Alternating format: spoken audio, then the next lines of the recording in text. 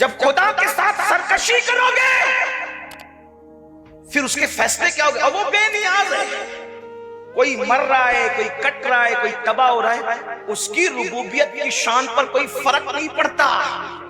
وہ غیور ہے، غیور، اس کے اپنے فیصلے، وہ اپنے محبوبوں کو یتیم کر دیتا ہے، اس کی شان غیرت ہے، اس کی شان غیرت ہے۔ شجر ممنوعہ کو ہاتھ میں لے لیا جاتا ہے تو معصوم کے کپڑے واپس لے لیے جاتے ہیں اور جنت سے باہر کر دیا جاتا ہے۔ اس کی شان غیرت تو دیکھیں۔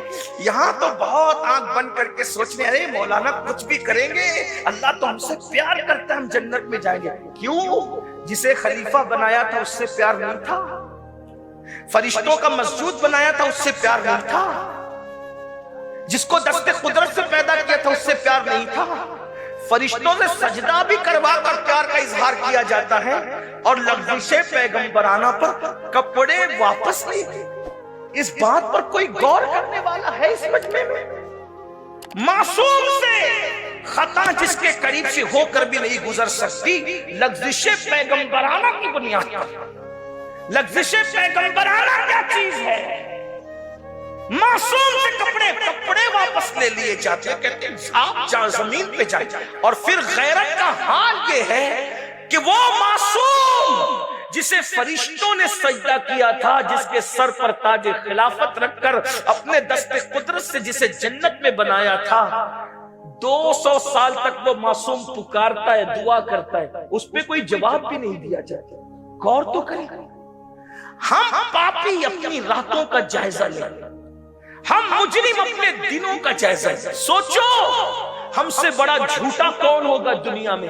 ہم تو جھوٹ بولنے کو گناہ بھی تصور نہیں کرتے، عورتوں پہ پاپ کی نظریں ڈالنے کو گناہ بھی تصور نہیں کرتے، ہاں حرام لقمہ کھانے کو گناہ بھی تصور نہیں کرتے۔ کتنے جرائم کر کے جنت کے دولہا بن کے بیٹھے کہ مولانا اتنا مایوس مت کرو ہمیں، ارے ہم جنت میں نہیں جائیں گے تو کون جنت میں جائیں گے؟ میں کہتا ہوں معصوم کو لغزش پیغمبرانہ پر کپڑے واپس لے کے اگر جنت سے باہر نکالا جا رہا ہے، کوئی نفرت نہیں ہے، کوئی عداوت نہیں ہے، ہماری عبرت ہے یہ، صرف ہماری کہ ہم سجدہ بھی کرواتے ہیں، اور اگر غیرت پر آ جائیں، غیرت کا اظہار کریں تو پھر جنت کے باہر کر کے 200 سال تک کے دعا کا جواب بھی نہیں دیتے، آنسو بہائے جاتے ہیں دعا کا جواب۔ سوچو مسلمانوں ہم کیا ہیں؟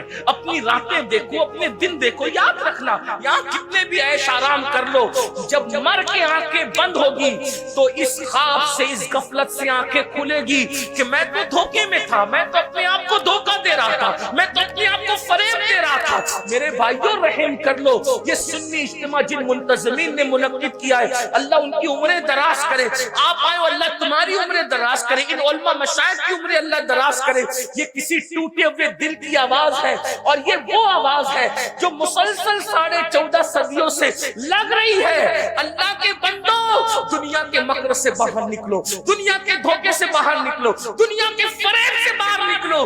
جب تک روح کا رشتہ جسم کے ساتھ جڑا ہوا ہے، جو جی میں آ رہا ہے کھا رہے ہو، جو جی میں آ رہا ہے پہن رہے ہو، جو جی میں آ رہے کر رہے ہو، لیکن روح کا رشتہ جلد ٹوٹ جائے گا، آنکھیں بند ہو جائے گی، تب صرف رو گے، پچھتاؤ گے، آہیں بھرو گے، لیکن اس وقت پچھتانا کام نہیں آئے گا۔ اس لیے اللہ کا عذاب ہم میں سے کوئی برداشت نہیں کر سکتا، کسی میں طاقت نہیں ہے، کسی میں قوت نہیں۔ یہ دو چیزوں پہ نظر تو کرو۔ اللہ کے رسول علیہ السلام فرماتے ہیں قیامت کے دن اس کے ساتھ میرا کوئی وعدہ نہیں، اور اللہ کا پاک فرما رہا ہے میں اپنی رحمت اور امان کی چادر اس سے ہٹا لیتا ہوں۔ 50 منٹ کا ٹائم دینا ہے، صرف آج عہد کر لو